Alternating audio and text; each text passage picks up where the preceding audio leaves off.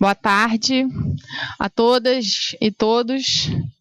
A gente está muito satisfeita aqui, enquanto mulheres conselheiras do CAL, de estar podendo iniciar esse ano, né, com a abertura e esse debate sobre gênero, inaugurando essa questão da Semana da Mulher, né? Então, primeiramente, a gente queria convidar aqui para fazer uma palavra de abertura institucional o presidente do CAL, o Jefferson Salazar, para saudar toda a presença de todos. Boa tarde a todas e a todos pouquinhos, né? Mas também, principalmente as todas, né, que estão aqui. Com muito prazer que nós estamos promovendo esse debate, que consideramos de extrema importância, principalmente, né, quando olhamos a radiografia da nossa profissão hoje e percebemos que 65% dos profissionais de arquitetura e urbanismo hoje são do sexo feminino.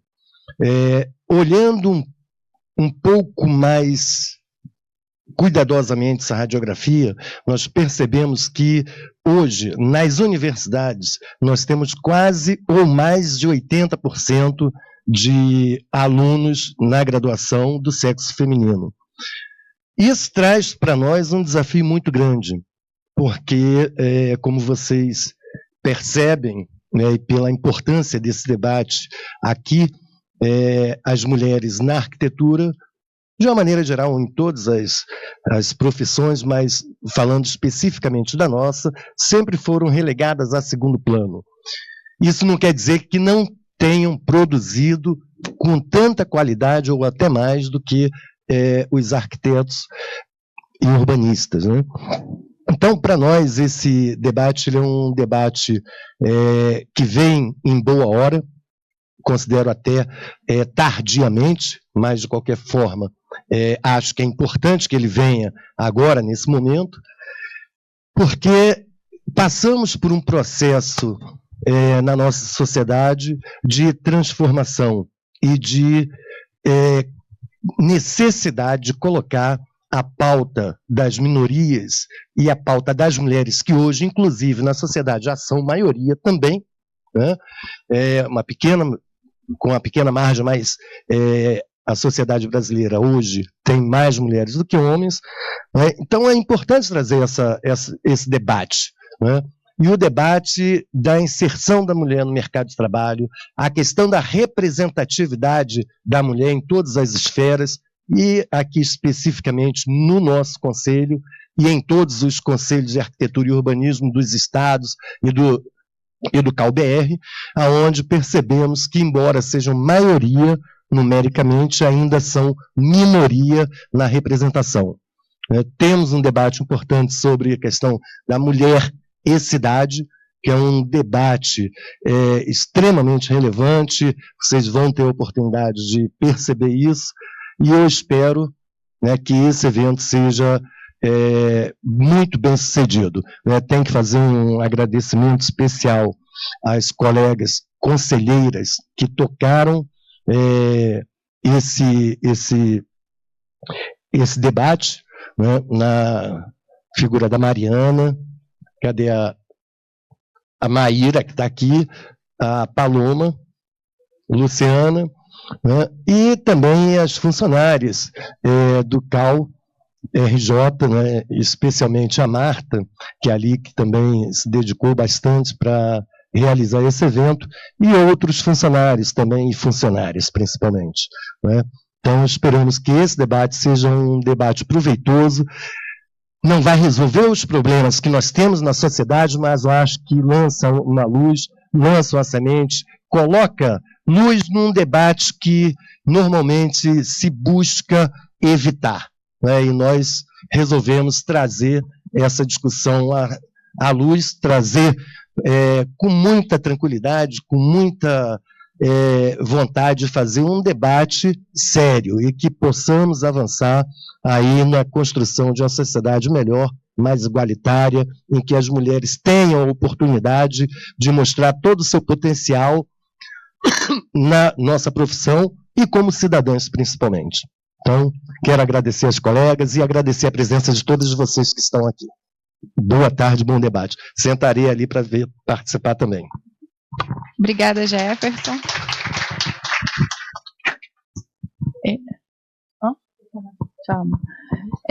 Só para a gente tentar contextualizar, né, a criação desse evento, a gente está aqui no CAU RJ e a gente constituiu há pouco tempo, mais ou menos tem um mês, tem uns 15, 20 dias, deve ter um mês, que a gente conseguiu configurar dentro da nossa estrutura de comissões, né, que o CAU funciona na estrutura de comissões para conseguir debater as temáticas. Então, a gente conseguiu constituir uma comissão de igualdade de gênero, de equidade de gênero, que a gente deu o nome. Então, é uma comissão específica, ela é uma comissão temporária, que é o caráter que a gente conseguiu distribuir aqui dentro do CAU, que pretende discutir a questão de gênero dentro da profissão e dentro da cidade, enquanto atuação, como o Jefferson falou, como atuação, tanto da atuação da arquiteta na sociedade, como a atuação para as mulheres dentro da sociedade de uma forma geral. Então, esse debate, aproveitando a data, como a gente tinha falado, que é a data do Dia Internacional da Mulher, a gente busca começar esse diálogo, começar essa troca, principalmente com as profissionais arquitetas. Eu vejo que tem muita gente jovem aqui, isso para a gente faz bastante sentido e é super relevante, porque a discussão vem da juventude, né? Então a gente não seria diferente estarmos aqui três jovens arquitetas fazendo buscando a necessidade desse debate, necessidade desse diálogo.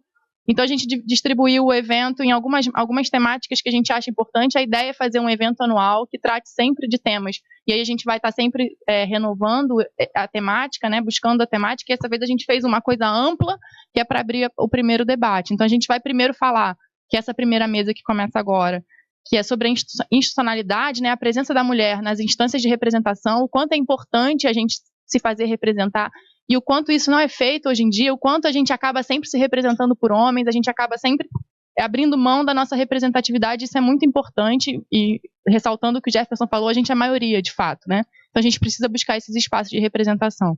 E geralmente é a minoria nos espaços de representação. Oi? Queria falar que aqui também tem outras conselheiras que estão sentadas e outras mulheres que apoiaram muito fazer esse evento, apesar de estar nós três aqui na frente. E agradecer muito também às funcionárias que deram uma mão enorme, o pessoal da comunicação, da gestão, todo mundo que deu um apoio para isso estar acontecendo agora. E o evento vai até à noite, estamos aqui nós três, porque nós três vamos mediar cada uma mesa, mas é um projeto de muito mais do que nós três, né? Só para agradecer a todas que estão aí também. Então, a ideia dessa primeira mesa é discutir essa questão da representatividade dentro da instituição. Então, a gente tem 3 convidadas, a gente gostaria de chamar elas aqui, aí meninas, vocês vão embora. E a gente tem hoje a presidente do CAU da Bahia, Jucinéia, que está aqui com a gente, para falar sobre ser uma mulher negra, presidente de um CAU, né, com bastante representatividade. Acho que isso é bastante relevante para a gente ouvir quais são as dificuldades e tudo mais. Acho que ela vai falar super bem sobre isso. Tem a Margarida Pressburger, que está aqui com a gente, ela é advogada e ela representa o Brasil.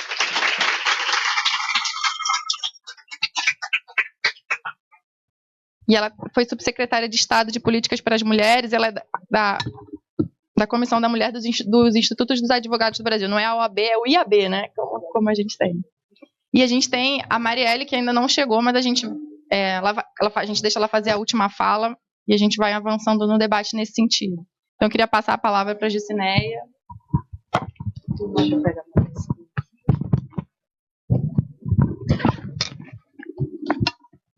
Boa tarde a todos, todas e todos, né? Com muita satisfação que eu estou aqui hoje. Gostaria muito de agradecer às meninas, conselheiras, arquitetas, companheiras, né, que organizaram o evento, a todas as conselheiras, em especial a minha companheira antiga, Nadir, que está ali, né? E dizer que estou muito feliz de vir para esse diálogo com vocês. Deixa eu sentar para poder a gente começar o diálogo. Bem, eu sou arquiteta há 25 anos, né? E já milito em vários movimentos, né? No CAL, eu estou desde a gestão passada, e como a gente vai falar aqui de representatividade de conselho, eu vou até ao conselho, hoje o nosso CAL, né? Na gestão passada, a gente tinha muito poucas mulheres, né? E eu creio, eu não tenho o número do quanto era e quanto somos hoje, eu sei que é muito mais, visivelmente a gente vê, né? Mas esses números eu vou trazer para a gente poder fazer um pequeno diálogo e já fazer trazer algumas inquietações, né? Somos 27 estados, o CAL-BR 28 conselheiros, dos 28 conselheiros, apenas 7 mulheres conselheiras, né? Uma representa a parte de ensino, então ela nem foi, teoricamente, só tinha ela como candidata, né? Só a candidatura dela foi homologada, então ela já estava com a vaga dela garantida. Então, dos eleitos, né, dos conselheiros federais, né, o que a gente votou, apenas 6 mulheres, né, dos 27 representantes dos 27 estados, 6 mulheres conselheiras federais, né. Daí a gente tem o Conselho Federal. Nos estados, também a eleição de presidente é uma eleição indireta, então somos apenas 6 presidentes mulheres. Então, dos 27 estados, somos apenas 6 mulheres, né, eleitas. Se a gente pega a quantidade de conselheiros, né, de todos os estados do Brasil, né, então a União do Brasil, 27 estados, 320, um pouco mais de 320 conselheiros. 1/3 apenas são mulheres, de titulares, né. Quando a gente vai fazer análise em relação às mulheres que foram votadas e as que estão, a gente encontra mais, quase metade estão como suplentes. Então, dos 320, tem 150 e poucas, menos de 160 mulheres que foram empossadas como suplentes, né? Então, a gente já começa com a primeira indagação. Se elas foram votadas, se elas estavam, então elas faziam parte de chapas, né? Então, a gente tinha mulheres, né, que poderiam ser titulares e poderia estar com paridade no conselho, né? Esse 1/3, assim, a gente pode dizer que quando a gente faz uma analogia com o Brasil, né, então uma representação de 1/3 feminino pode parecer que a gente está bem, né, que está com a representatividade, mas quando a gente vai analisar esse número, não é bem assim. A gente tem estados, por exemplo, como São Paulo, né, que reúne boa parte dos conselheiros, e aí lá a gente tem quase que uma paridade. Então, a gente tem um número grande de mulheres que estão em apenas um estado.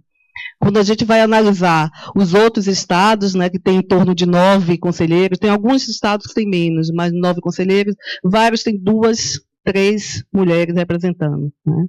Então, dos 9 conselheiros, apenas 2 são mulheres, né? Os outros são todos homens, né? Quando se tem mulher, ela está como suplente. Então, o homem foi eleito titular e a mulher está como suplente, né?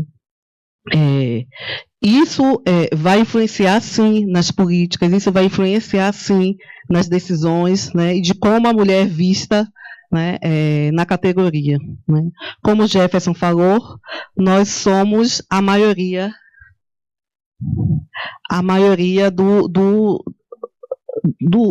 da capacidade laboral, né? Então, do universo de arquitetos urbanistas, quase 65% são mulheres, né? E não é apenas com o título, é na produção também. Quando a gente vai, por exemplo, se a gente consulta os dados do IGEL, pelo CAL-BR, vocês vão ver que a maioria das RRTs de projeto, que não é apenas das atividades relevantes, são de mulheres. Então, se 50 e tantos % de RRT registrada são registrada por mulheres, quer dizer que as mulheres estão, sim, na atuação, né? Então, nós somos o potencial maior de voto, né? Então, temos o poder do voto na mão, né?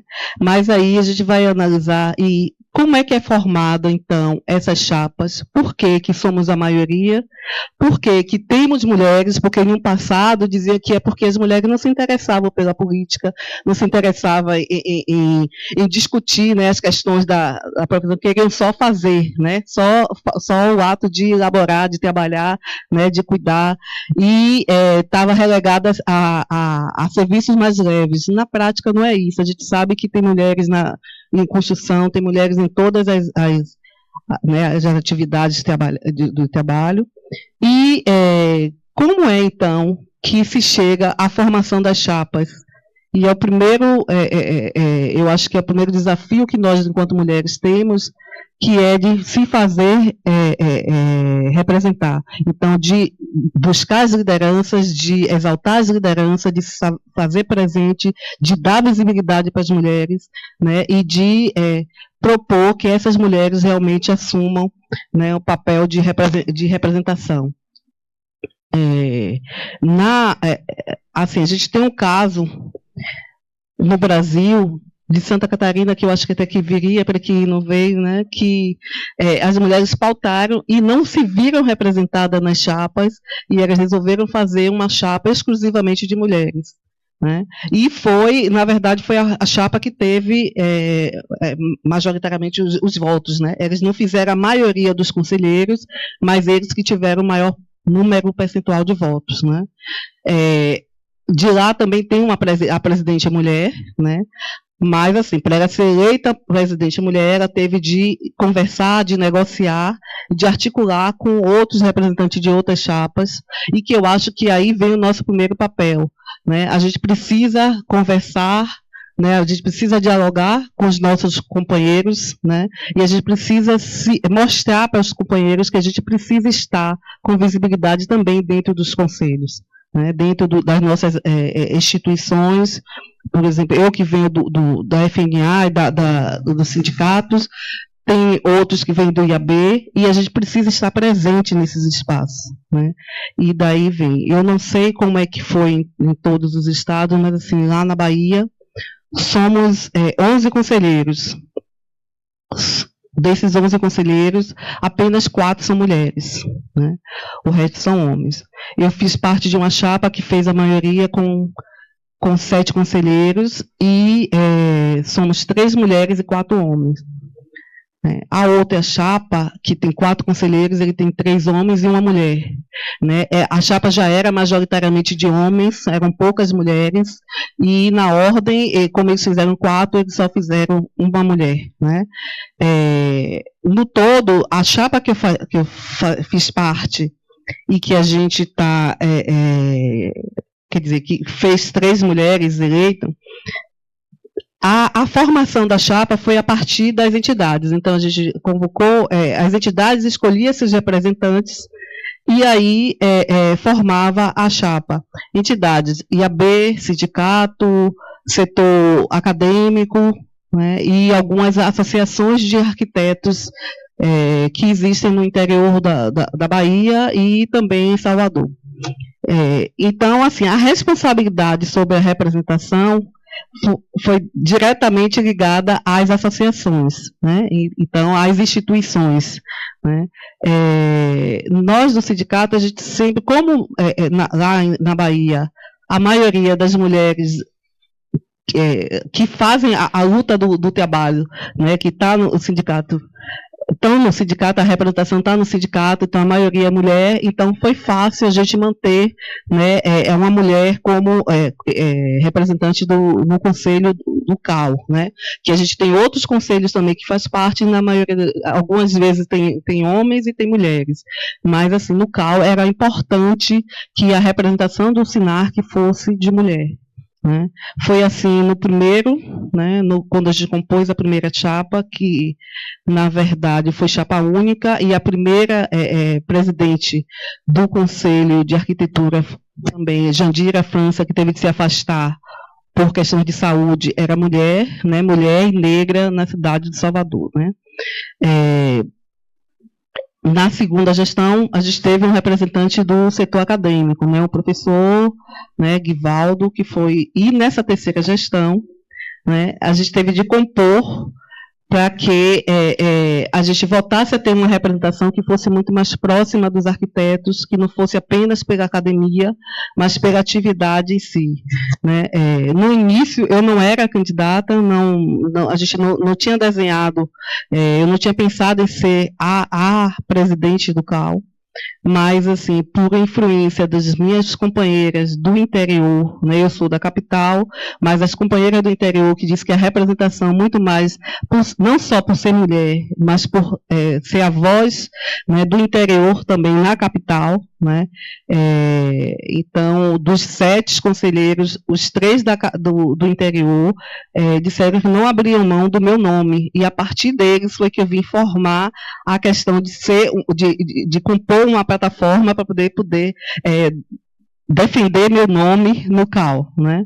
E assim, à medida que a gente foi caminhando, logo após a eleição, a gente chegou na verdade, a um planejamento e a uma defesa do meu nome que terminou agregando os outros candidatos, os outros também eleitos, né, novos eleitos, que na eleição terminou que todo mundo entrando em consenso, né, e os 2 outros candidatos retiraram a candidatura em apoio ao meu nome. Né, isso foi forte, é uma vitória feminina, né, e eu acho que foi calcada nos meus 3 anos anteriores de um mandato anterior do CAU, em que a gente tentou levar para o CAU a ideia de que a gente precisa formar um conselho forte, um conselho de representação, um conselho que valorize cada dia mais a arquitetura, né, e levar a arquitetura para todos os locais, né, para todos, que todos possam consumir arquitetura e quando eu falo todos, principalmente falando também do interior, né? Lá na Bahia a gente ainda tem uma dificuldade muito grande de ter arquitetos em todos os municípios. Somos 417 municípios num território muito grande, né? Demanda um estado pobre, né? Com muitas demandas e com poucos profissionais. Os profissionais querem estar na capital. Né? Então, a gente tem assim, a capital, que concentra 80% dos profissionais, né? E temos algumas ilhas, em parte, em algumas cidades polo, né? do interior da Bahia, mas muitos locais sem nenhum arquiteto. E aí, e ainda, nesses lugares que tem arquitetos, os arquitetos têm um trabalho muito difícil de mostrar seu valor, sua força de trabalho, porque existe uma concorrência desleal. Eu não vou nem dizer com os engenheiros, mas com cadista, com design e com tudo, né? Às vezes até com a revista, né, com o projeto da revista que alguém pega e constrói. Então, aí, nós, profissionais, mulheres, temos na verdade, um trabalho árduo, um trabalho político que eu estou falando, que é de se mostrar, de dizer o que é ser o profissional arquiteto, né? Como é que a gente trabalha, como que a gente pode fazer arquitetura diferente e chegar a todos, né? E precisamos atuar nas nossas instituições e no conselho, para que até os profissionais também para o conselho, para a gente poder estar fazendo esse diálogo como hoje aqui, esse debate, que eu acho que é daqui, da conversa, da troca, que a gente vai ter muitas ideias, propostas, para poder a gente se fazer presente, né? A outra coisa também que eu chamo a atenção é sobre o papel da universidade, né? Então, assim, a academia, ela precisa, desde o período de formação, a mostrar as mulheres também, porque eu não sei se vocês, eu tenho 25 anos de formada, então participei ainda do século passado, mas era muito difícil na faculdade a gente ver as referências femininas. A gente que tinha que ir em busca, a gente que tinha que pesquisar, e não tinha internet naquela época, era difícil a gente encontrar as referências femininas da arquitetura, porque naquele momento, ainda no final do século passado, né, a gente pouco ouvia de mulheres. arquitetas. E a gente sabia que tinha muitas arquitetas, porque desde a década de 50 do século passado, as mulheres passaram a ir para a universidade, e a arquitetura era uma das áreas. Então, se você tem arquitetas formadas, se elas estão no mercado do trabalho, por que elas não são visibilizadas nem na universidade, né, nem no período de formação? Né? Então, a gente precisa fazer acontecer, né? Precisa mostrar essas mulheres e trazer elas como referência também. Obrigada. Eu esqueci de mencionar no início que a gente faria as mesas da seguinte forma: a gente tem 15 minutos para cada convidada, depois a gente vai abrir para perguntas de vocês em 30 minutos, mais ou menos, e depois a gente retorna as respostas em bloco para a gente tentar otimizar o nosso tempo. Então, acho que o seu tempo acabou. Então, tudo bem. A conversa era essa mesmo. Não, a gente, eu acho que as coisas foram jogadas, né? Então, aí na época. Okay.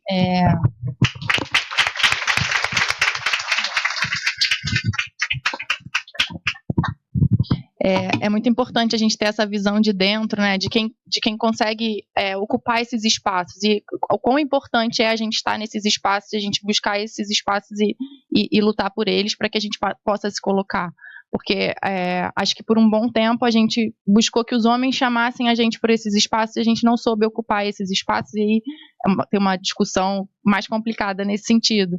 Mas acho que a gente, principalmente observando a plateia aqui, acho que a gente não pode abrir mão de ser a gente mesmo que busca esses espaços, porque a gente tem, assim, sei lá, 99% de mulheres presentes aqui.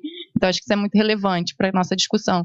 A Jucinéia fez um panorama do CAU, eu não sei se todo mundo consegue acompanhar essa questão de composição de chapa e de composição de gestão, né? O CAU, ele tem uma composição proporcional, ele tem uma composição majoritária, que é a composição federal, que é o voto do candidato federal, que são esses 28 que ela mencionou, são 27, são os estados e mais um representante das IFES, né?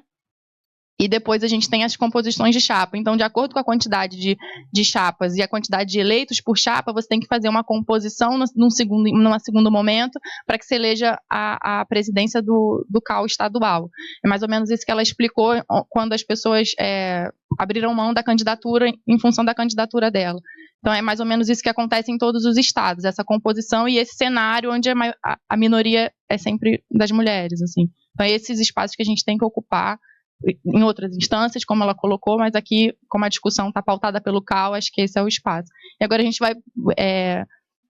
a Margarida vai falar um pouco da experiência dela em outras instâncias de representatividade que não o CAU. O CAU é uma instituição que tem 6 anos, né? A OAB e o IAB, eu não sei nem dizer quantos anos tem, mas, assim, com certeza muito mais do que a gente aqui que nasceu ontem. Eu vou passar a palavra para ela. Muito obrigada. Boa tarde a todos, a todas, todos pouquinhos, todas muitinhas. E aqui estamos, e interessante ouvir a Bahia falando das arquitetas, porque eu estou vendo que o nosso problema é nacional e quiçá internacional. Essas mesmas frases, semelhantes frases que eu estou lendo aí no painel, já fotografei várias, nós usamos no movimento da mulher advogada. O movimento da mulher advogada tem como sigla MMA, que não é à toa. É a nossa luta, é a nossa frente de guerra, o nosso tatame. E em termos de número, é mais ou menos isso. Nós temos a OAB, tem 160 e poucos conselheiros no estado do Rio de Janeiro. E se tiver 20 mulheres é muito, sendo que algumas delas, inclusive, no correr desse período, foram pedindo para sair, por não concordar com a direção da ordem. Dentro da diretoria, nesse momento, tem uma mulher que lida com a questão dos processos eletrônicos. Enfim, pelo jeito é um quadro geral. E aí pergunta-se o que tem que ser feito. Nós temos que fazer. E eles não virão fazer por nós. Nós temos que abrir os nossos caminhos, na força, na marra, no trabalho, na luta, mas sem essa questão que o feminismo nasceu há muitos anos atrás de uma forma talvez um pouco errada, que não seria o feminismo, mas sim o antimachismo. Não é por aí. É mais ou menos o termo que as atrizes americanas usaram, Me Too, eu também. Irmos juntos, seguir lado a lado. Aquela história, eu sou filha de um homem, sou irmã de um homem e sou mãe de um homem. Não sou contra os homens, eu quero que eles cresçam, mas eu quero crescer junto. Eu quero crescer lado a lado. Eu quero receber o mesmo salário pelo mesmo trabalho feito. Acredito que vocês, arquitetas, querem cobrar por um projeto aquilo que um homem cobra pelo projeto, não menos. Quer dizer, não estamos em liquidação. Olha, me contrata porque eu sou mulher, vou cobrar mais barato. Não, é isso. Eu vou cobrar o meu preço justo, igual, de igual para igual.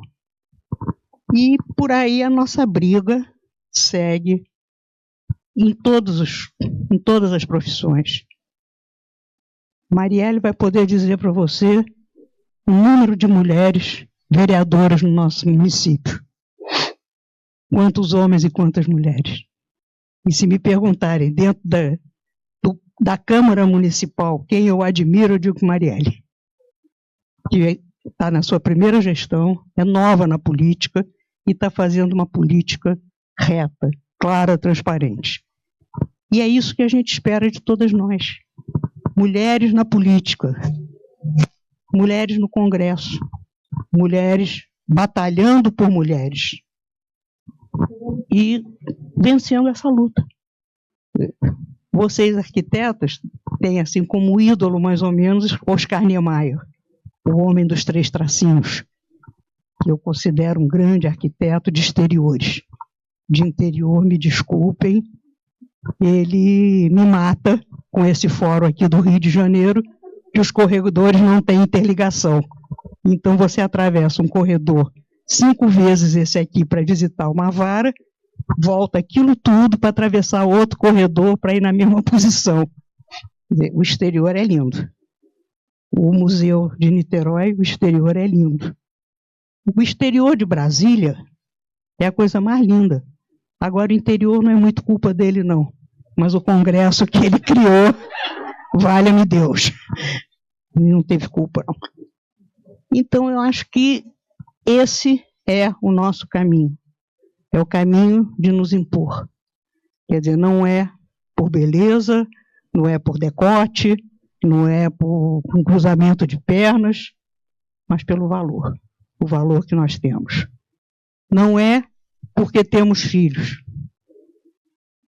Isso faz com que a mulher tenha mais vontade ainda de trabalhar, porque ela agora tem um caminho pela frente de criar um filho.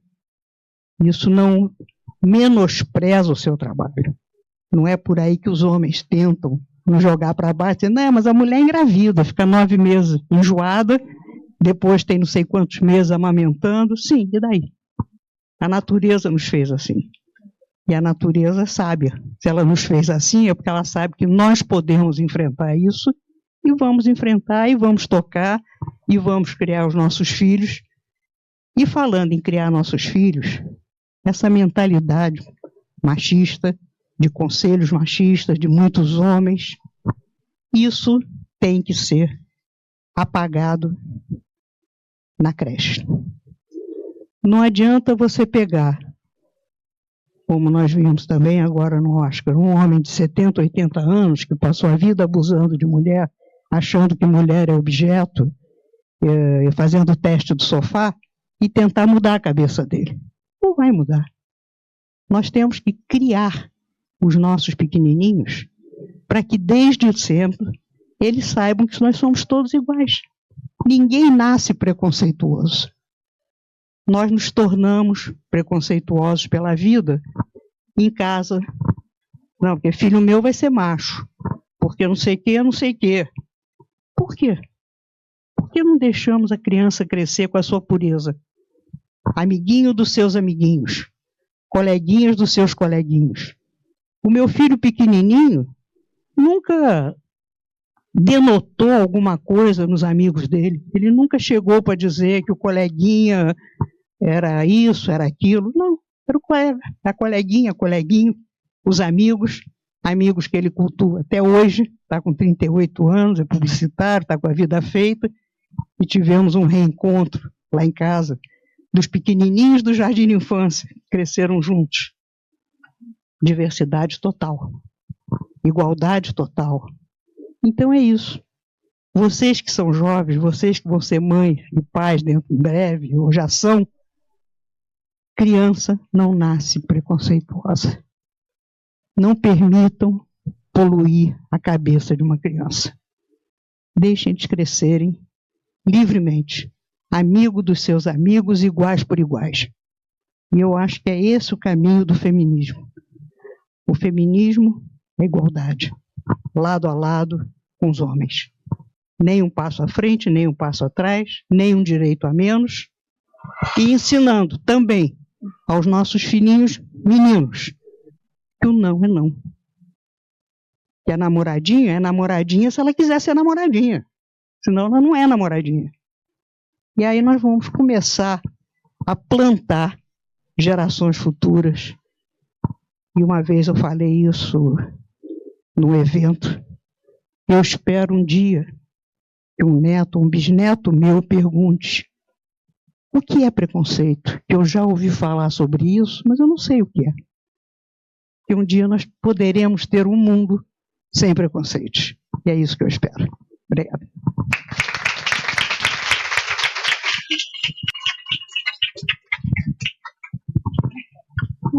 Obrigada, Margarida. Acho que é importante essa visão da gente conseguir perceber que as nossas questões internas aqui são questões internas em outros espaços. E quando você fala essa questão sobre maternidade, acho que também é um assunto que a gente tem que saber pautar. Assim, eu sou mãe também, super nova, mas sou mãe. E a gente tem essa questão para brigar, né? Assim, essa outra função, essa outra aspecto que se impõe a gente de uma certa forma. Acho que isso é bastante relevante, acho que eu concordo bastante com o que você falou. Meu filho é menino também, inclusive. E é isso. A gente vai passar para a fala da Marielle. Eu particularmente sou fã, então não posso nem fazer essa apresentação de uma maneira descolada dessa minha paixão.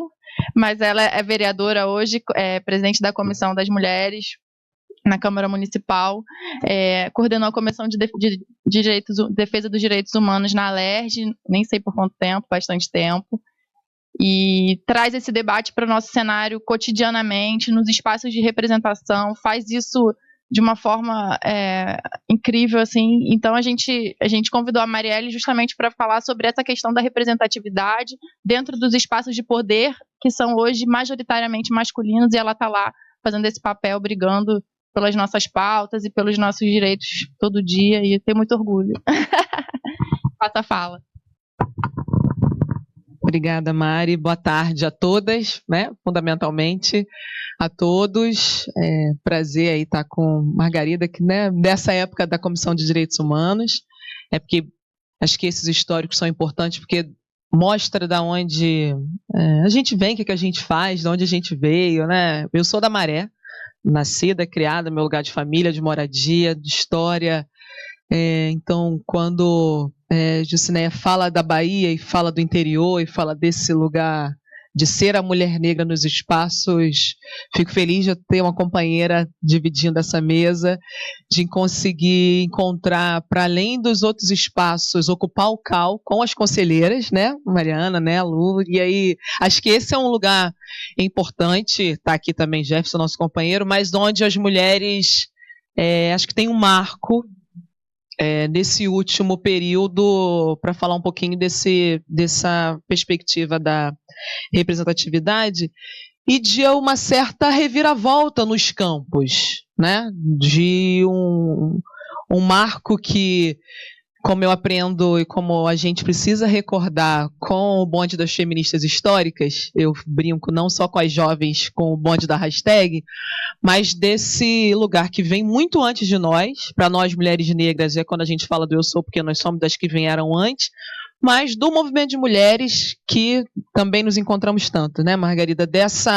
Mas há um marco, há uma outra onda nos últimos anos, que precisa ser valorizada, que precisa ser repensada, né? Afinal de contas, o substantivo feminino, as frases, o evento, a chapa de Santa Catarina, a presença das mulheres nessa última composição, a comissão de gênero, enfim, é um novo fazer política, né? É desse lugar que eu hoje particularmente enxergo quando encontro as companheiras arquitetas figurando para além do que a um determinado momento era secundarizado, né? Rossana, que é arquiteta, que compõe a minha equipe e que constrói esse lugar de hoje ser uma mulher nessa Câmara dos Vereadores, nesse momento, em 2018, onde o debate da política ainda é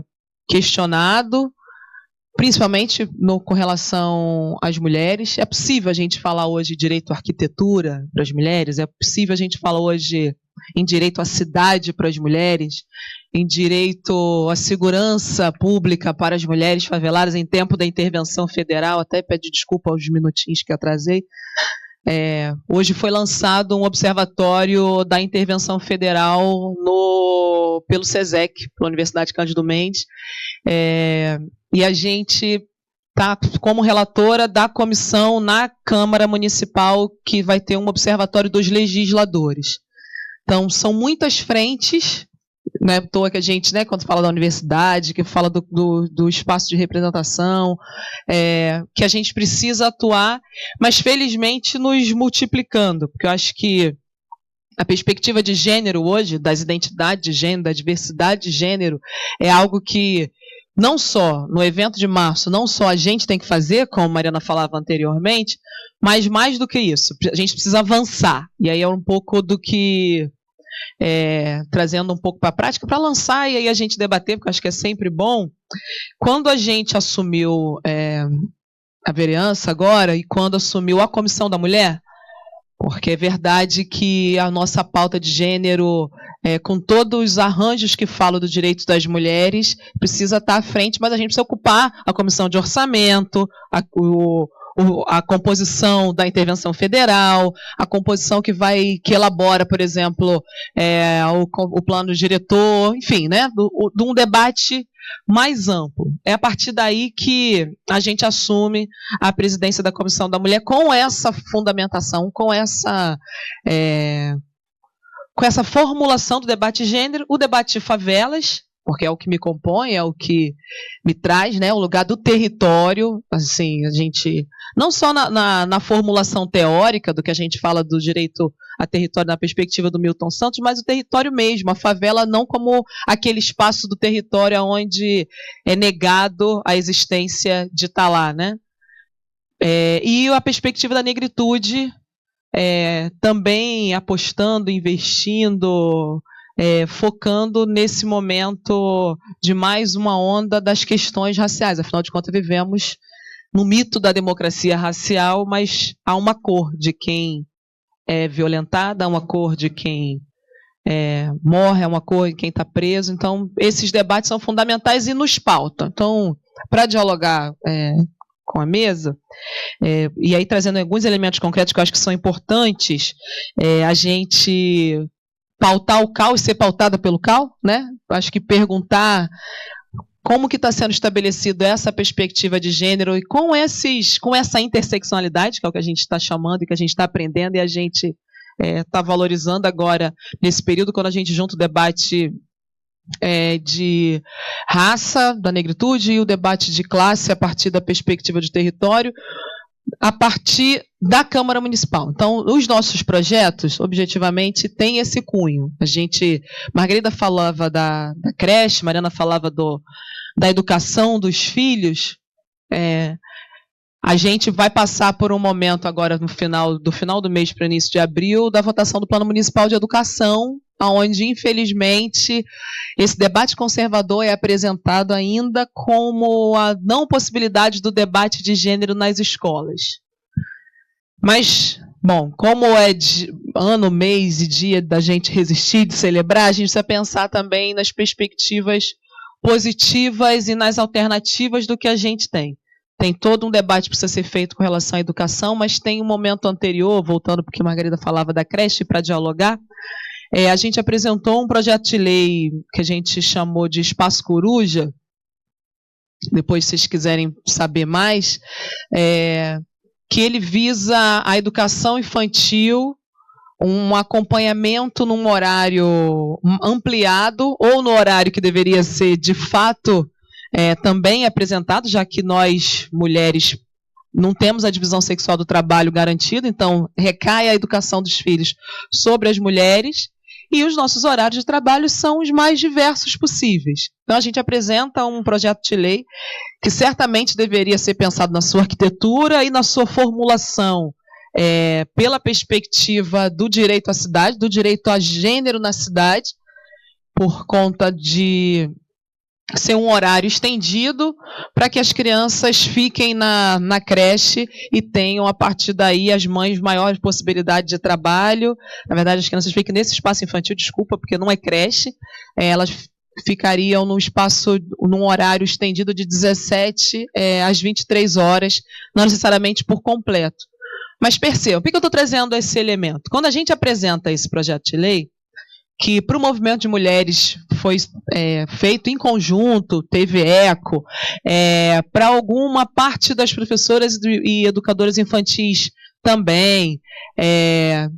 Quando eu comecei a debatê-lo nas comissões especiais, nas comissões de trâmite da casa, tem um estranhamento e um questionamento, mas por que esse horário?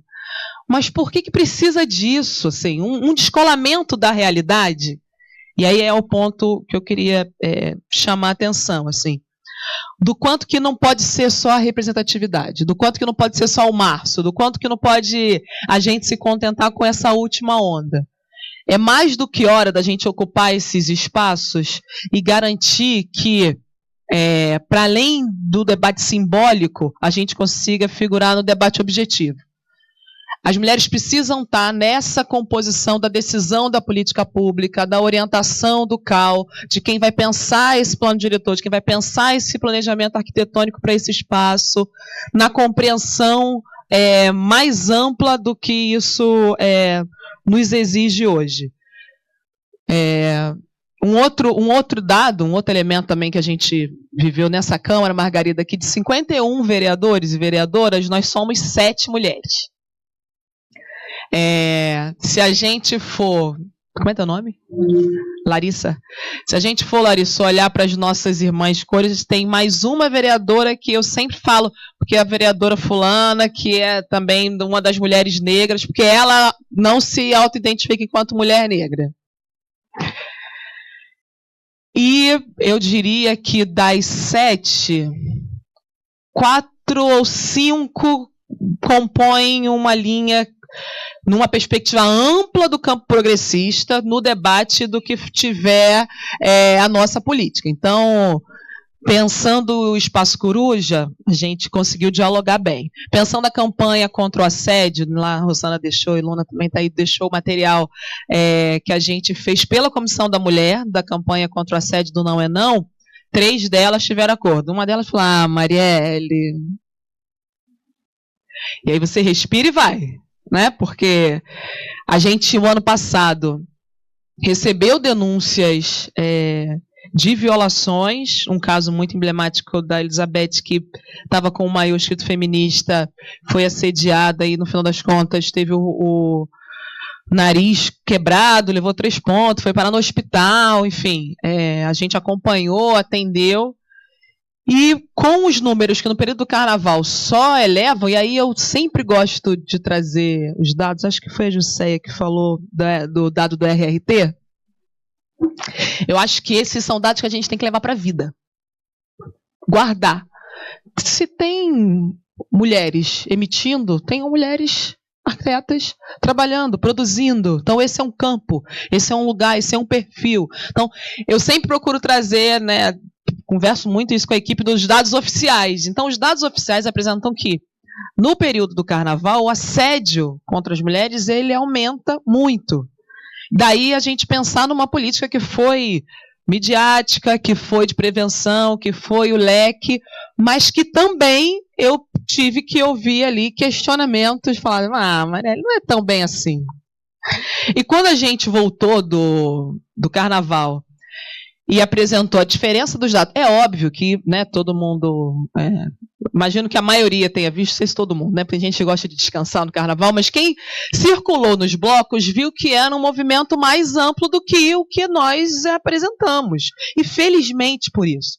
Acho que esse é um elemento da chave que eu estou querendo trazer para além do debate da gente fazer o março, a representatividade, mas da ocupação e do quanto que sai da figuração para um papel principal onde os próprios dados do ISP apresentaram uma redução de vários índices, inclusive, né?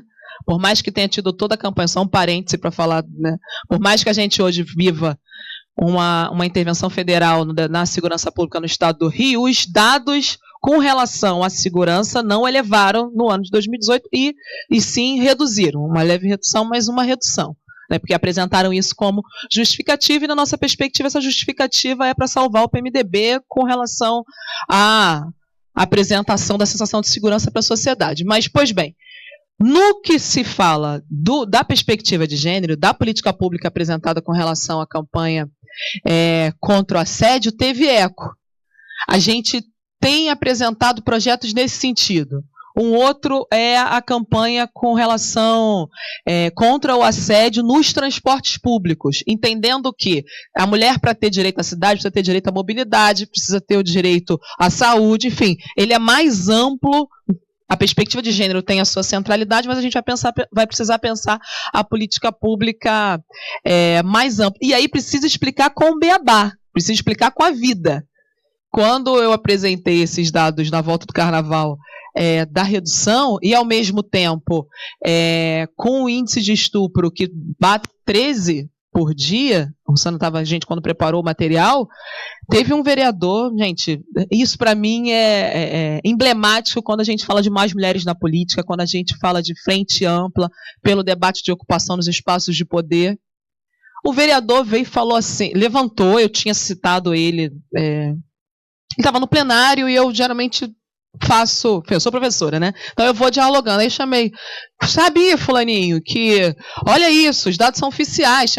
Aí ele veio, quando eu desci da tribuna, do púlpito, aí ele falou assim, Marielle, deixa eu ver esse papel. Aí, só que era um Word que a gente tinha preparado.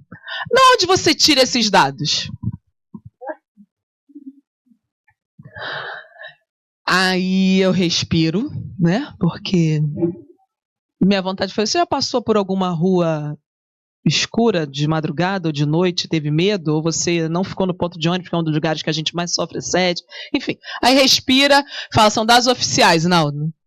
Aí peguei, mostrei, aí abri o celular e fiquei de apresentar o relatório para ele, porque acho que também a gente, nesse momento, nesse ano, a gente precisa dialogar, por mais que tenha divergência, e ele é um homem branco que, enfim, não sei qual é a região, mas que não sabe o que nós sabemos, não vive, não sente o que nós vivemos. Então, estar ali não pode ser apenas esse lugar que é muito valorizado, e eu aprendo muito com a juventude, do nosso corpo, do direito ao nosso corpo, das regras, das cores, das ocupações, da valorização do nosso corpo presente ali. Precisa ser um corpo que se concretize na disputa real da consequência que vai ter esse nosso período. Eu acho que aí, nesse sentido, tá aqui, ocupando o CAU, tá com as conselheiras, pensar essa disputa que foi, né, mais ampla. Eu participei de um encontro do FENEA em Goiânia, enfim, tá nesses lugares, nesses espaços, fazendo essa discussão e desmistificando a Câmara Municipal, chamando a acompanhar, para mim é fundamental, a concretização do que a gente está falando aí de substantivo feminino, que aí não é só arquitetura não, é a política também. É isso, obrigada.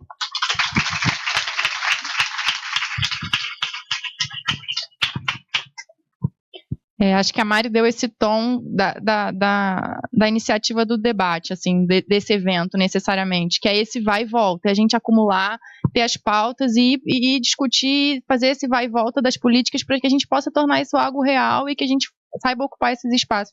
Hoje a gente estava conversando mais cedo com as outras arquitetas que vieram para esse debate, e ela falou assim, eu fiz uma palestra de 1 hora, de repente levantou um menino no final e falou assim, você não acha que tem relevância isso que você está falando? E aí a resposta é, mas realmente você não acha, porque você não faz ideia do que a gente está falando aqui, você não entendeu, não é para você não sabe do que está acontecendo. Então acho que a gente tem que passar desse momento do debate, de fato, desse momento de se fazer representar e realmente pautar a política, de ocupar esses espaços no sentido de buscar a política que de fato defenda aquilo que a gente está brigando. Então a gente vai abrir para o debate. Se vocês quiserem se inscrever, se inscrevam comigo aqui. E a gente vai tentar fazer esse vai e volta. Quem quiser falar, Maíra. Vou tentar deixar o tempo livre para a gente conseguir. Acho que vai ser de boa. Paloma.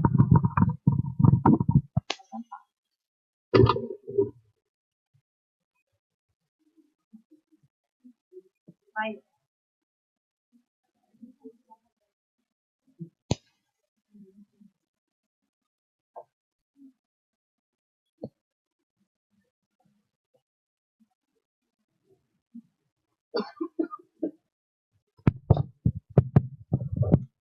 Oi, meu nome é Paloma. Ficar em pé para não ficar tão escondido no meio.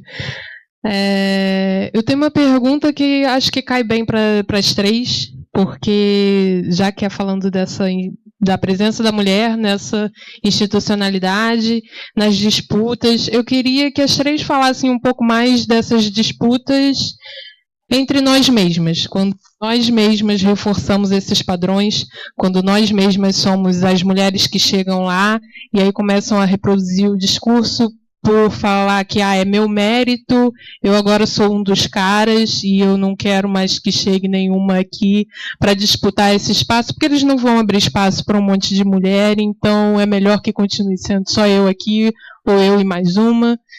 E, enfim, porque isso é uma coisa que eu vivi em alguns momentos, é uma coisa que eu sei que acontece muitas vezes em várias entidades, em vários órgãos, em várias empresas, e aí eu queria que vocês três falassem um pouquinho mais disso.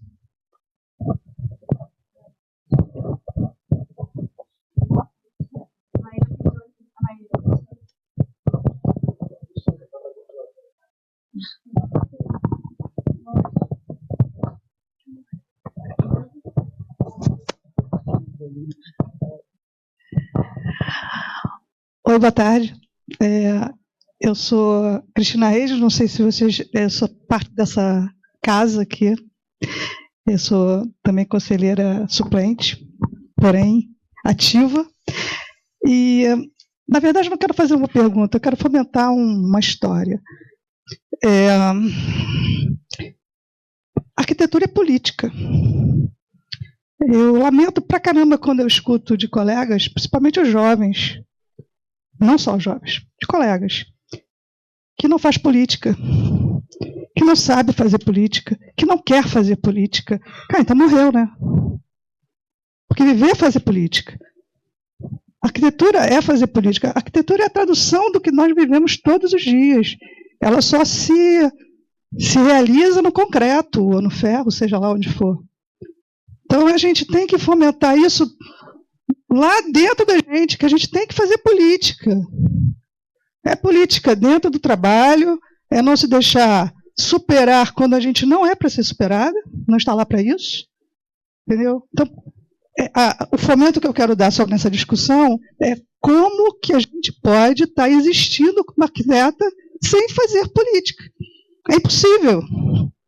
Então, quando trazem, vou repetir a tua frase, uma pessoa importante hoje na política brasileira, que é a Marielle, que vai ser a nossa futura senadora,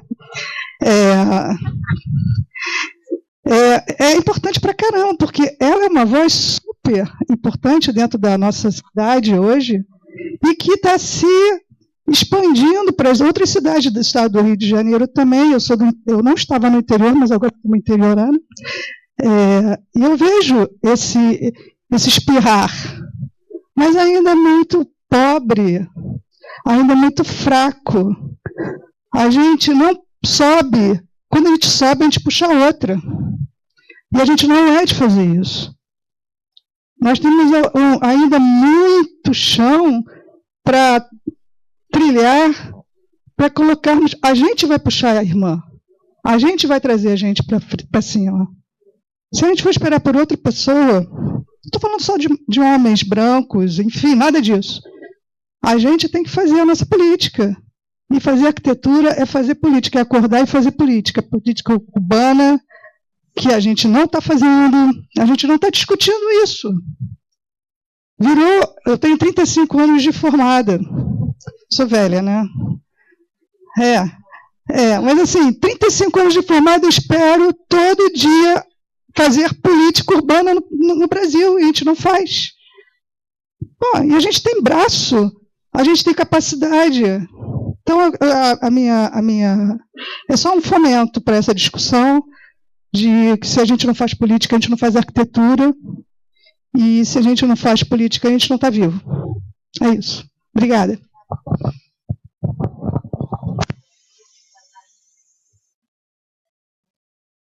Tá. Fiquei super satisfeita com o nível das falas e dos debates. E aí eu fiquei pensando que cada uma de vocês, com a sua história e tal, chegou a um lugar onde talvez vocês não pensassem em chegar ou não tenham sido preparadas para chegar ali, né? Porque a gente vem de uma sociedade que não só não nos educa para ocupar esses lugares de representatividade, de poder, de fala, mas também nos desestimula diariamente, né? Então, assim, a gente vê das nossas conversas entre amigas, entre arquitetas, entre outras mulheres de outras áreas, que a gente é ousado você pensar em ocupar esses lugares, é ousado pensar em fazer política, é ousado pensar em estar no conselho, é ousado pensar em pensar, sabe? Assim, a gente está em geral tipo, não, estou aqui fazendo, né, meu curso, vou fazer aqui, meu trabalho está ótimo. Já é um avanço enorme, eu acho, para a mulher ocupar o mercado de trabalho. Mas eu acho que a gente pode ir além, eu acho que a gente pode ocupar, se representar e ocupar instâncias ainda de maior representação. E aí eu queria saber de vocês, no dia a dia desses espaços que vocês ocupam, quais são os desafios, né, assim, para o qual vocês não estavam preparadas e como vocês lidam com isso, assim, o que vocês respiram e pensam na hora que um homem destrata ou age com machismo, ou uma companheira, ou outras mulheres, assim, o que vocês buscam dentro de vocês que dá segurança para vocês resistirem nesses lugares, fazendo o trabalho super importante que cada uma de vocês faz?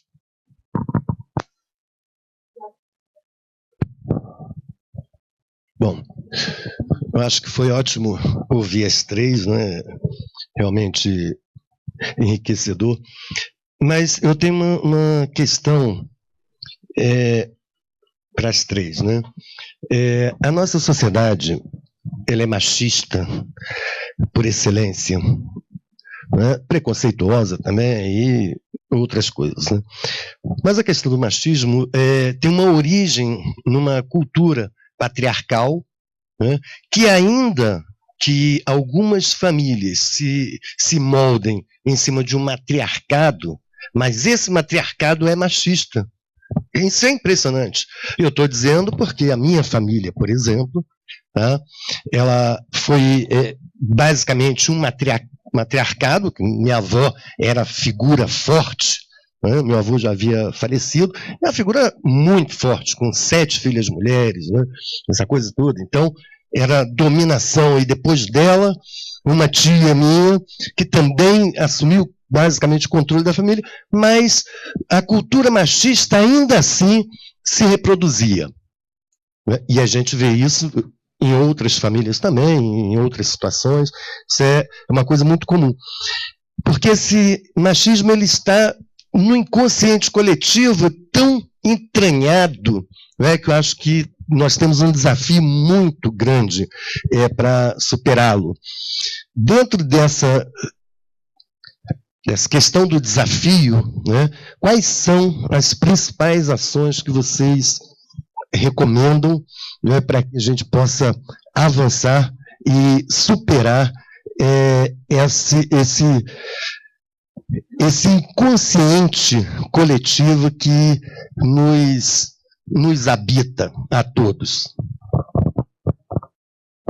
Óbvio que a gente sempre está lutando contra isso, né? Alguns mais, outros menos, mas e outros até produzem com certo prazer esse tipo de coisa. É o que a gente tem que combater, né?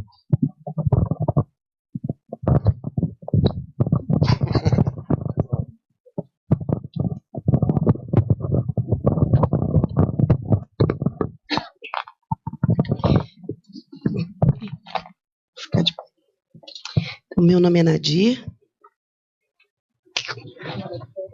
Eu estou conselheira do CAL, sou vice-presidente. E do CAL RJ, sou a primeira mulher negra, né? Eu participei da primeira gestão pioneira do CAL. E isso me caiu de paraquedas, né? Não foi uma coisa pensada com toda essa ideologia relativa à mulher.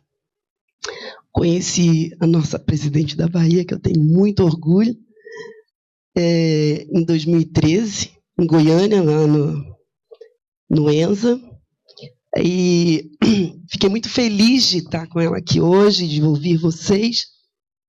Dentro de todas as coisas que foram faladas, eu, como Cris aqui, me reconheço como uma velha guarda, né?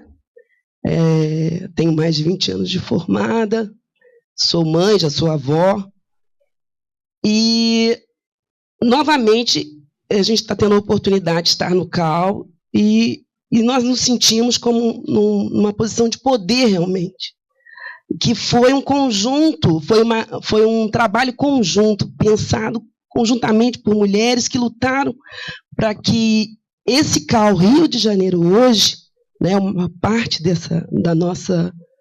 da proposta foi que tivessem mulheres e fosse iguais, né? Pensasse primeiro nas mulheres. E foi o que foi pensado no nosso grupo, foi pensado em colocar as mulheres e elas em condições de poder, de titularidade, que é o que fez toda a diferença, né? Quando se pensava em colocar uma mulher como suplente, se discutia, né? Foi um trabalho muito bonito nesse sentido. E eu aprendi muito com isso, e tenho aprendido muito também. Então, ouvindo a fala de vocês, e eu tenho me descoberto nesse sentido, enquanto mulher, em todo esse objetivo que foi colocado aqui.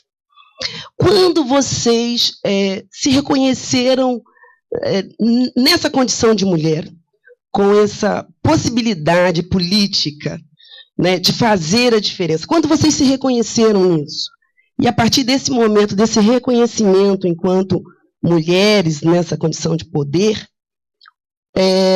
o que vocês têm feito para trabalhar o pensamento de outras companheiras, para que elas também se reconheçam, despertem e saibam de suas possibilidades? Então, eu queria ouvir vocês com relação a isso. Obrigada.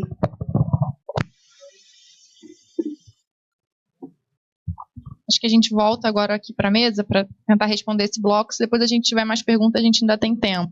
Quem quer falar primeiro?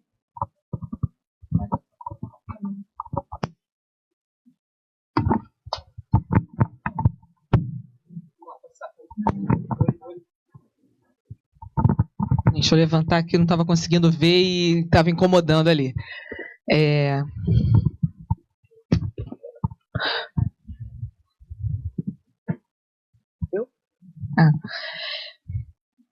Paloma, disputa entre nós mesmas. Vamos lá.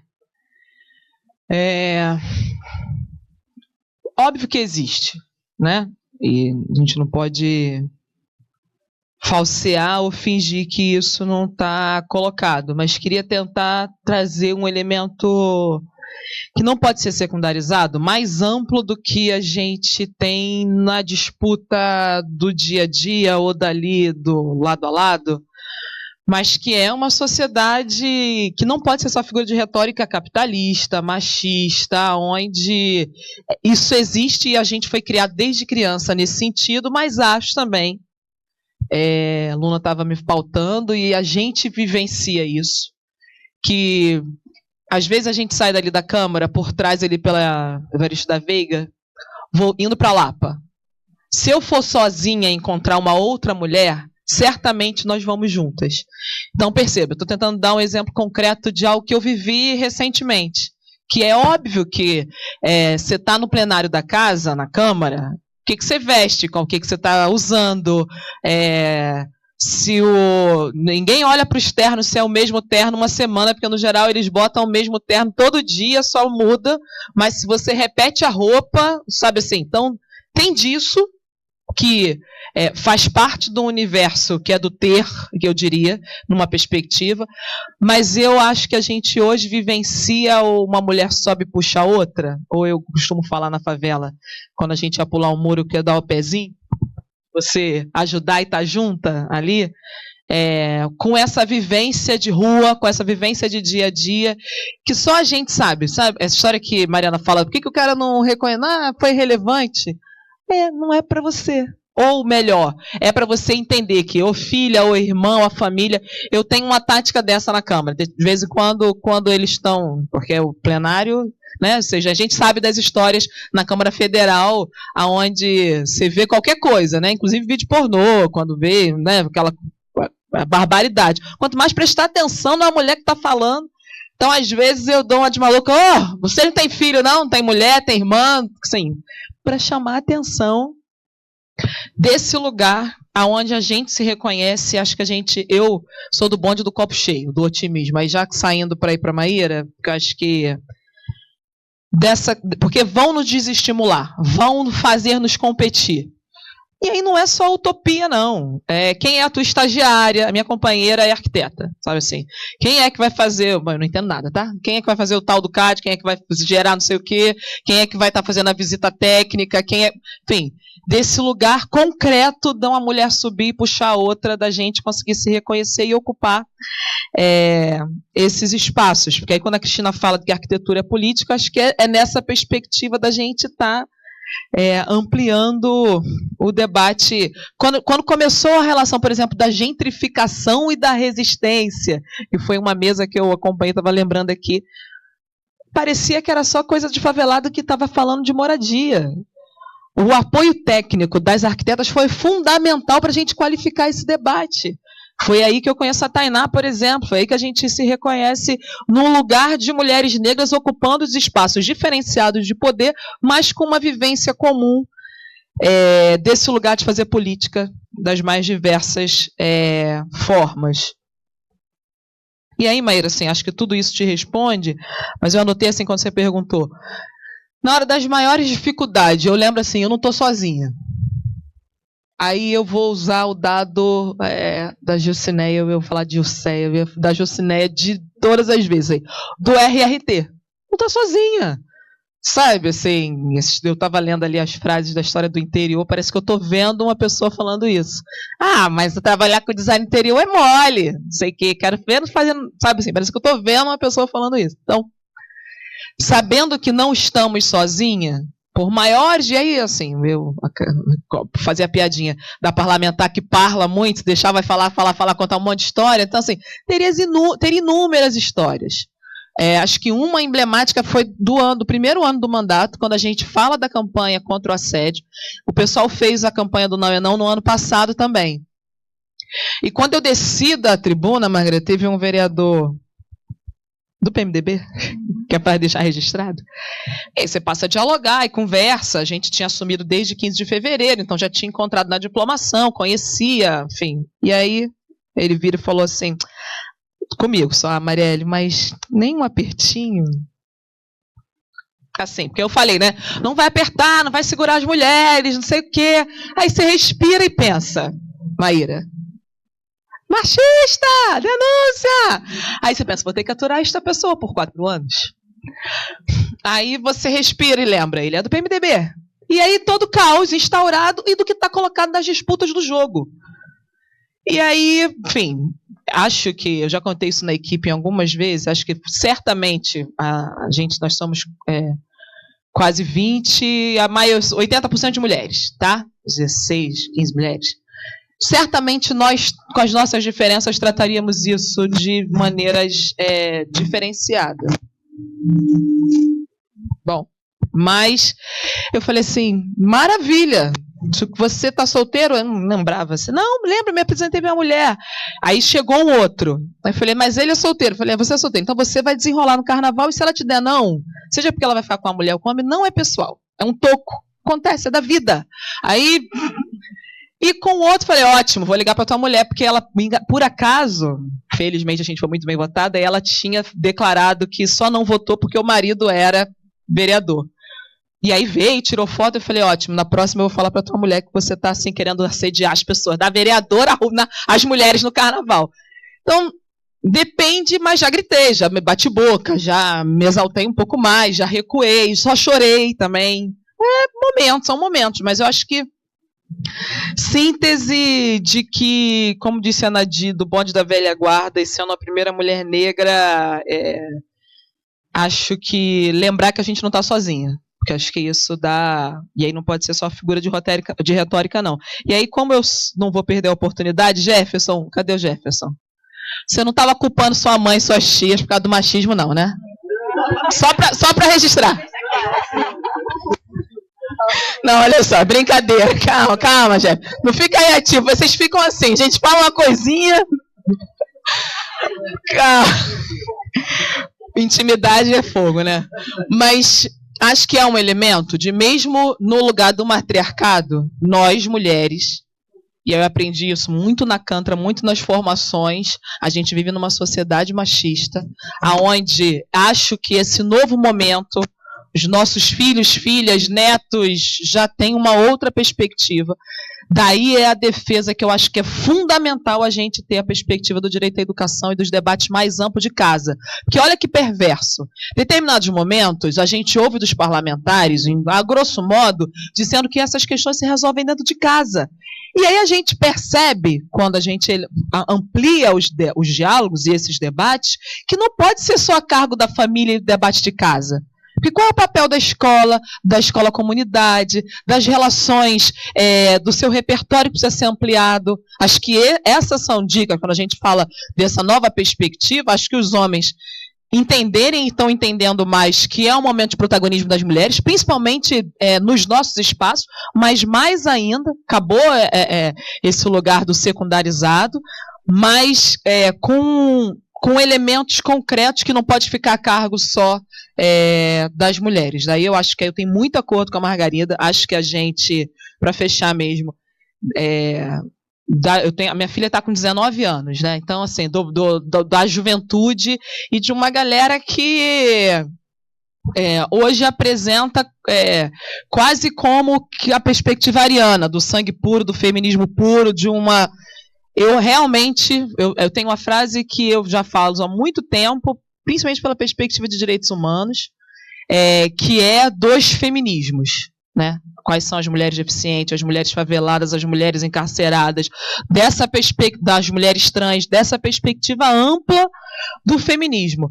Há, sim, o protagonismo das mulheres colocado hoje. Agora, a gente não rompe com a sociedade machista se a gente não tiver os companheiros. Eles vão ouvir, vão estar do nosso ladinho, não vão estar à frente do processo, o processo é nosso, mas a gente precisa superar isso de uma maneira conjunta. Para isso, ouvir e estar nessa perspectiva do diálogo é fundamental.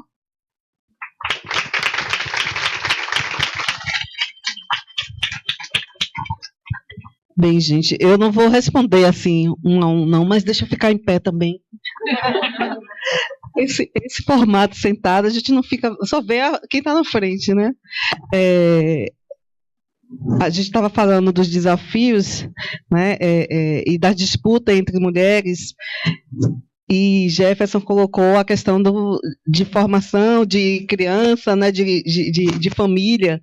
E assim, como também eu, como mulher negra, né, de família de periferia negra, a gente tem umas outras formas de ver o mundo, de lidar com a comunidade, e que eu acho que isso foi muito importante na minha formação, né? Eu lembro que desde pequena eu era muito observadora, e aí começava a contestar por que tem de ser assim, né? E ver também, e ainda muito cedo entrei no movimento de mulheres, né? E isso fez com que a gente quer dizer, eu percebesse que a gente tem de lidar para além do que o pessoal dita, como você tem que atuar, como tem que fazer, você tem de fazer reflexões internas, né? E hoje eu vou trazer a história do meu trabalho, né? Eu sou funcionária pública, servidora municipal, trabalho na Prefeitura de Salvador já há 20 anos. E eu trabalhava sempre com planejamento urbano, e na penúltima,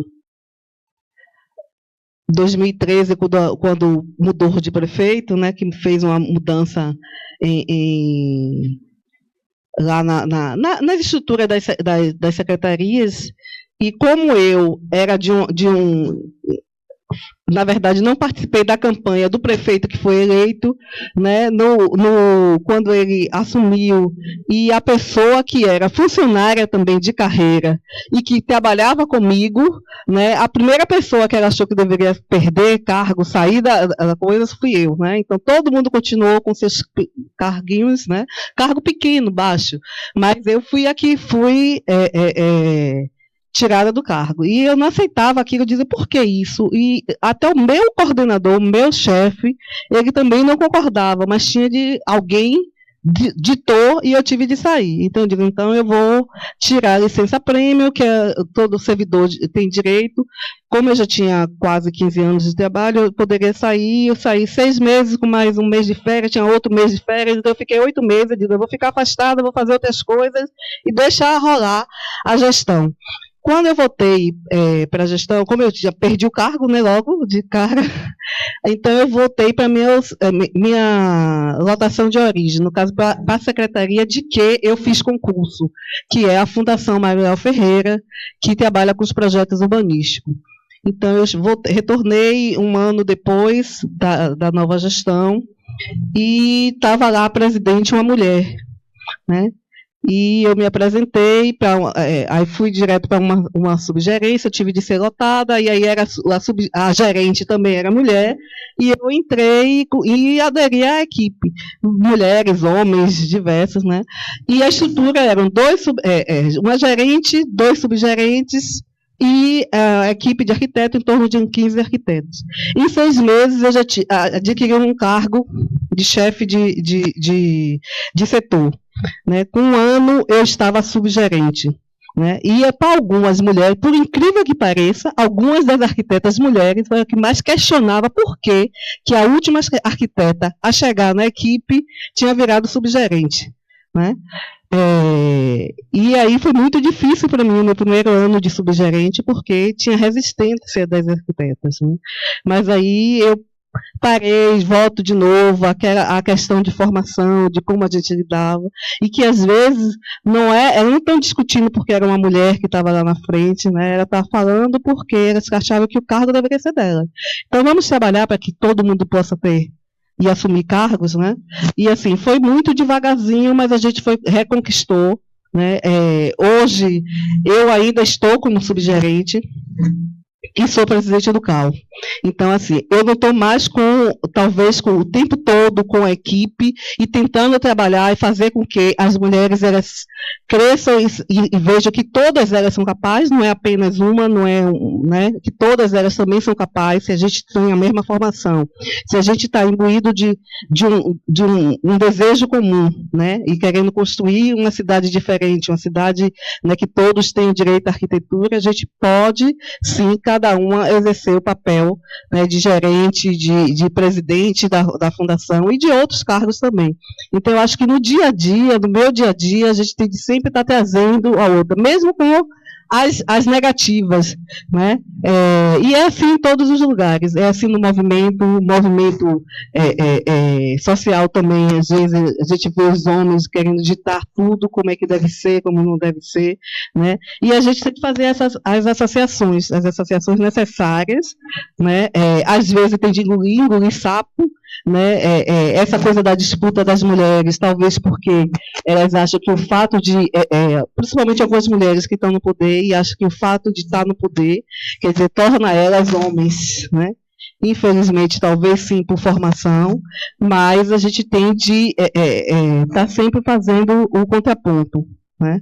Então, e o desafio é justamente da gente poder lidar com tudo isso e não descer do salto, né? A gente continuar, né, com a estima elevada para que a gente possa atrair cada vez mais pessoas para essa nossa luta, né? E eu acho que a minha luta também tem a ver aí com a coisa de que vem de pequeno, né, de participação em grupos, até mesmo no grupo de igreja, né? A igreja, às vezes, ela é muito importante. Às vezes não, ela sempre vai ser muito importante. E eu, como desde pequena, minha mãe sempre foi muito católica e a gente participava de grupo de igreja. E eu acho que na minha infância a gente tinha muito as comunidades eclesiais de base, que deu a base da nossa sustentação política, né? Então, assim, eu não esqueço nunca de como foi os padres jesuítas com quem eu lidava desde que tinha 10, 12 anos, né? E as informações que eles trouxeram, que me deram, né? A bagagem que me deram para poder eu ser a profissional que eu sou hoje e a mulher que eu sou hoje, né? Eu acho que é isso.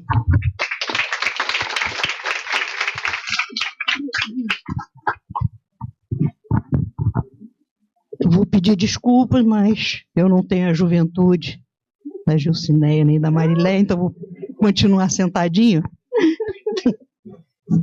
Bom, e falando em juventude ou não juventude, contar também um pouquinho da minha origem. Como eu gostava de brincar com meus pais, eu dizia que eu ser o primeiro geração de brasileiros natos. Eu sou a primeira geração de brasileiros natos.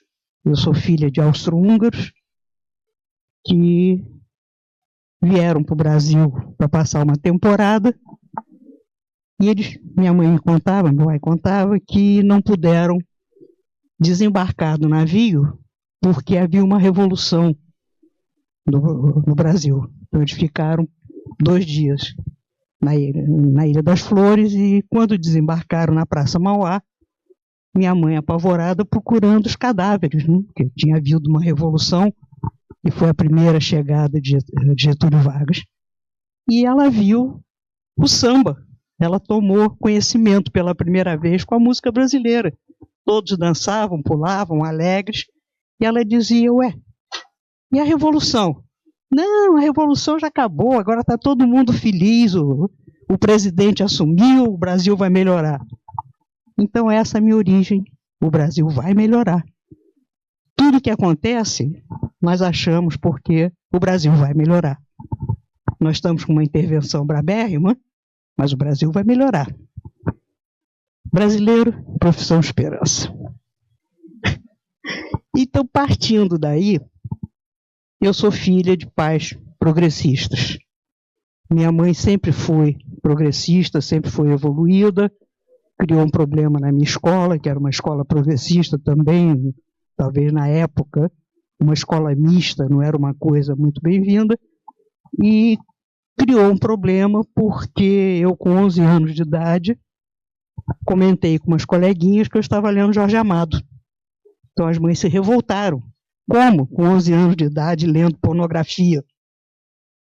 E minha mãe deu uma aula de literatura e disse, não, minha filha vai ser assim mesmo, ela vai ler o que ela quiser e o que ela não entender, ela vai me perguntar e eu vou explicar.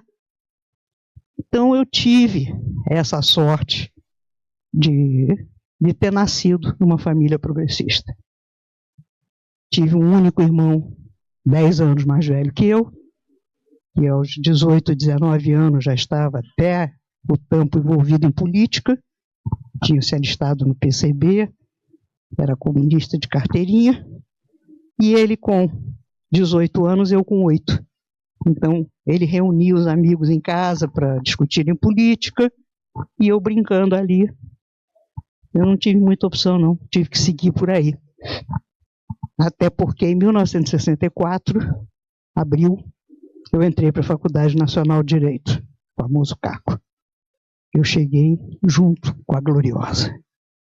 E eu me formaria, eu teria minha colação de grau no dia 13 de dezembro de 1968.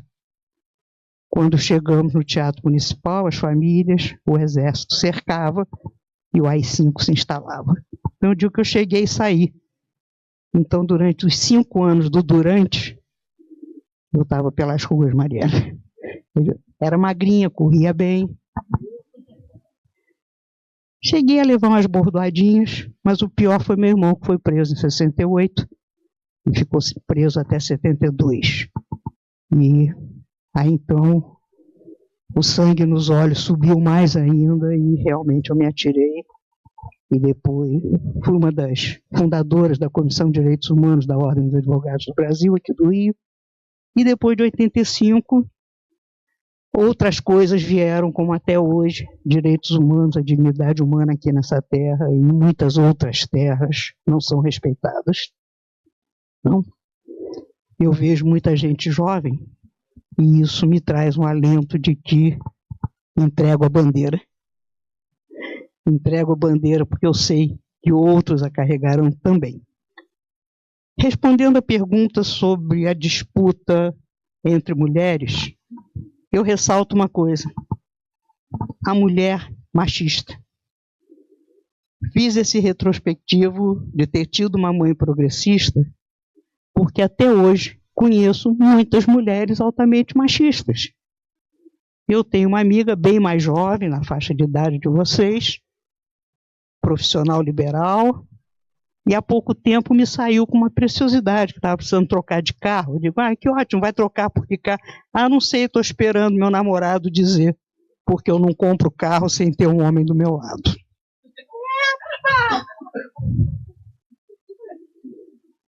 Então, não podemos esquecer que a disputa, nós não estamos só entre nós disputando, nós temos contra nós as mulheres que auxiliam esse machismo. Né? Eu não faço, meu marido... Quer dizer, eu me lembro ainda na minha época, era muito comum, quando uma coleguinha, um coleguinha aprontava alguma coisa, chegava em casa, a mãe dizia logo, espera teu pai chegar, você vai ver. Quer dizer, a mãe, que era a mãe que criava os filhos, não decidia nada. Espera teu pai chegar. E posso ir não sei para onde? Pergunta do teu pai. Então, essa mentalidade machista, né, Jefferson, não é só dos homens. As mulheres tinham também a obediência ao senhor marido, ao senhor pai, enfim, tem que ter sempre a figura masculina do seu lado. Sim, não, eu espero ele chegar. Eu não vou resolver nada, você espera seu pai chegar. E isso ainda hoje, às vezes eu me surpreendo, mas existe. Quanto à arquitetura ser um ato político, eu diria que não é só arquitetura. Como já disse um nobre deputado estadual, homem, citando Brecha, o homem é um ser político. Nós somos políticos. O advogado é político, o arquiteto é político, o engenheiro é político, o médico faz política. Quando ele vai decidir qual é a medicação que ele vai dar, se vai salvar ou para piorar, ele está fazendo política. Nós fazemos política em cada ato da nossa vida. E respondo também, Maíra, se nós estávamos preparadas para encarar isso, eu diria que nós fomos jogadas. Fomos preparadas, não, é aquela história. Você quer o teu caminho? Desbrava ele. Vai em frente, segue uma profissão, vai escolher. Uma profissão técnica, uma profissão nível universitário, arquiteto, advogado, uma escolha. Eu me lembro que quando eu entrei para a faculdade, a minha turma era de homens. Nós éramos meia dúzia de mulheres. Hoje a OAB escreve anualmente 70% mulheres. A magistratura do Rio de Janeiro está com 62% de mulheres. Quer dizer, essa conquista, ela foi sendo gradativa. Ela vai se alcançando e passo a passo. Muitas vezes lutamos, muitas vezes nem sentimos. A coisa vai acontecendo. Mas existem desigualdades? Existem. Muitas. Advogadas ganham menos que advogados. Advogadas foram demitidas em massa na reforma trabalhista. O maior número de advogados com a reforma trabalhista foram as mulheres. Realmente a reforma trabalhista vai acabar com o advogado trabalhista, não tenha dúvida, mas está acabando com as mulheres advogadas. E o que nós temos que fazer é encarar o preconceito e não fomentar. Não quero que meu filho vai ser macho. Não, meu filho não vai ser macho, meu filho vai ser o que ele quiser. A hora que ele quiser. Quiser mudar no meio do caminho também, que ele seja feliz. O que eu quero é que ele seja feliz. O que o vizinho vai dizer, não me interessa nada. E eu acho que a nossa luta é essa. Nós vamos encarar, nós temos que contestar, nós temos que fazer cara feia quando uma grande amiga disser que não compra carro se não tem um homem do lado. Dizer para ela que ela é uma idiota, uma babaca. É o mínimo. Mas ela... amigas que adoram, que entendem muito de carro, melhor que sua amiga. Pois é, não. Ou vai sozinha mesmo. Não, sozinha não, tem que ter um homem. E também já ouvi numa mesa de jantar que o garçom passou direto para atender uma mãe, porque se tivesse um homem aqui, ele não fazia isso. Não sei se fazia ou não fazia. Mas não é por isso que toda vez que eu for jantar fora eu tenho que levar um homem junto. Quer dizer, se me agradar, até sim. Mas não para agradar o garçom. E também me perguntaram recentemente, no Globo, até tem uma notinha, se eu achava que as americanas estavam mais certas do que as francesas, que uma paquera não é assédio. Então, o que eu achava? Se eram as americanas ou as francesas, digo as brasileiras. Que o não é não, e paquerinha é paquerinha, assédio é assédio. Paquerinha é gostoso. Né? Todas nós sabemos que é mesmo, mas mantida é uma paquerinha com uma frase inteligente, né? Uma coisa que acrescente. Assédio, não. É totalmente diferente. E eu acho que é por aí que temos que seguir. Vamos lutando, vamos conquistando o nosso terreno e nós vamos chegar lá. Eu me lembro que eu me escandalizei. Eu andei um tempo aí viajando, me arrumaram um cargo na ONU e direitos humanos, exatamente em Genebra, Suíça. E eu descobri que o direito de voto da mulher suíça aconteceu em 1972. E nós votamos desde 1932. Quer dizer, 40 anos antes das suíças progressistas, nós já votávamos. Eu acho que motivo de orgulho. Nós somos mais nós. E vamos em frente. Obrigada.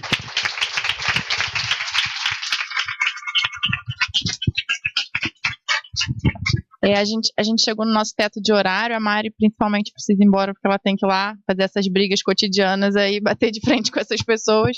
Queria só encerrar aqui agradecendo a presença de todos, acho que as falas foram incríveis, acho que a gente conseguiu traduzir bastante essa questão da representatividade, essa questão da presença na institucionalidade, que é muito importante, e dessas nossas lutas cotidianas, e aí é um convite também a todas as mulheres arquitetas que estão aqui presentes a virem aqui pautar o CAL, a irem lá pautar a Mari, e a gente fazer esse debate, esse vai e volta. Acho que é muito importante essa presença de vocês aqui. A gente não quer só que isso seja nesse momento, a gente quer que isso seja sempre. A ideia dessa gestão e da nossa colocação aqui é essa, de abrir o espaço, de abrir o debate, de abrir tudo que seja possível que a gente possa conseguir avançar nessa pauta e nesse nosso debate específico, e aí em outros debates, mas enfim, esse momento é de falar sobre essa temática.